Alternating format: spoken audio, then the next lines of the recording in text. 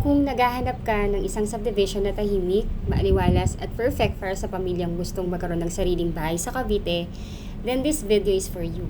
Hi everyone, I'm Miss Say Caranza, licensed real estate broker based in Cavite. At ngayon ay iikutin natin ang isa sa mga pinaka-unique na communities sa Tansa, Cavite, which is the Pleasant Fields by 650 Homes. So as you can see, this is already a community and napakaganda talaga. All I can say is, wow, ang ganda ng subdivision na to. So, hindi lang natin titingnan actually ang mga bahay.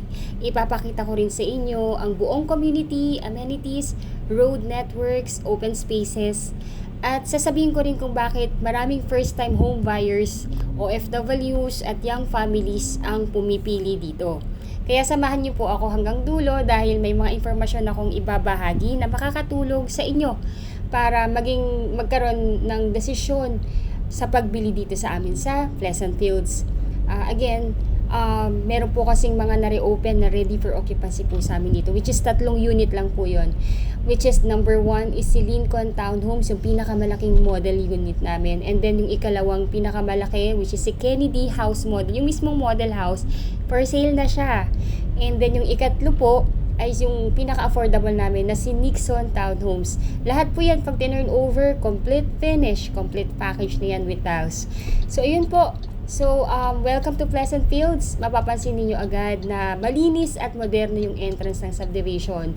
Isa ito sa mga American-inspired communities ng 650 homes na matatagpuan sa Barangay Santol, Tansa, Cavite. Ang project ay may iba't ibang townhomes model na nabanggit ko na nga po, which is si Nixon model, Kennedy model, at Lincoln model. At tumatanggap ng bank financing ang ating developer. Isa sa mga unang mapapansin dito ay malinis na layout ng buong community, hindi masikip ang pakiramdam, hindi dikit-dikit ang bahay.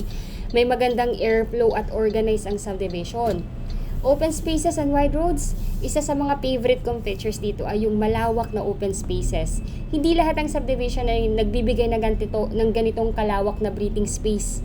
Kaya kapag may mga anak ka or napakalaking advantage nito, may ligtas silang makakapaglaro sa loob ng subdivision. Mas maraming lugar para makapaglakad, mas relaxing din ang buong paligid.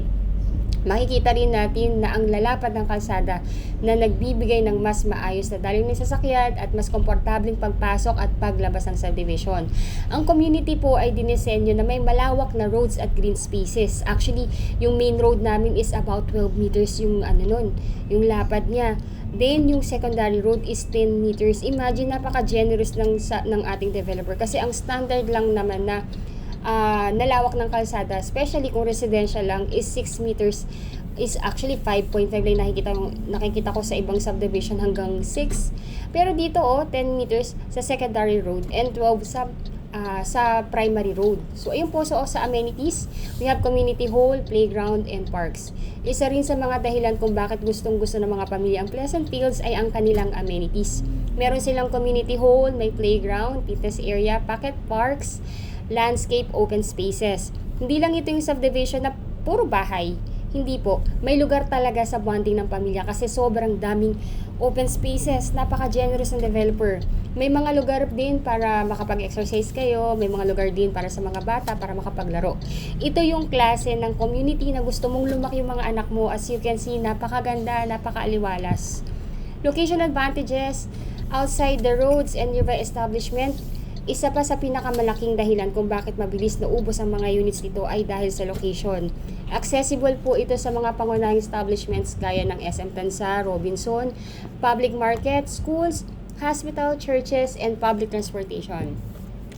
Ayun din sa mga karanasan ng mga ilang residents dito na nagbahagi via online, madali ang access sa transportation. Malapit po kasi ito sa mall, sa ospital, at maaliwalas ang mismong loob ng subdivision. Hindi mo na kailangan bumiyahe ng napakalayo para lang sa pang-araw-araw na pangangailangan. So yun po, bakit nga ba magandang mag-invest dito sa amin sa Pleasant Field? Ngayon po, yan yung usual na tanong. Bakit Pleasant Fields? Hindi lang dahil maganda ang bahay at subdivision. Hindi lang dahil maganda ang community. Kung hindi dahil po yung ito ay isang property na maaari mong tirahan habang may potential ding tumaas ang value habang umuunlad ang TAN sa Cavite. Isa pa sa malaking advantage ay ang iba't ibang house model na pwedeng pagpilian, depende sa laki ng pamilya mo. Mula sa 2 bedroom, meron po tayo niyan, at hanggang 3 bedroom na layout. So yun po para sa mga OFW, para sa mga bagong kasal, para sa mga gustong umalis sa pagrerenta, gustong mag-upgrade ng kanilang bahay, para sa mga gustong magkaroon ng sariling bahay, napakagandang option ng Pleasant Field. Sobrang ganda. So ayun po, kung gusto kong iwan lamang po sa inyo ang isang simpleng tanong. Magbabayad ka pa ba sa renta? Sa susunod na 5 o 10 taon? Dito po sa atin sa Pleasant Fields, guaranteed 3 months move-in. Sa'yo na yung bahay mo. Habang tumatagal, pabawas ng pabawas ang available na units na may maayos at napakagandang community.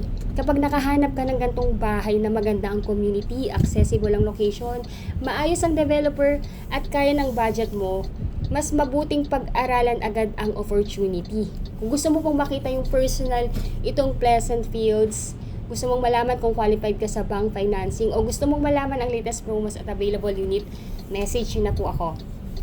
Again, I'm Miss Say Carranza, licensed real estate broker based in Cavite. And again, if you are new to my channel, please do me a big favor.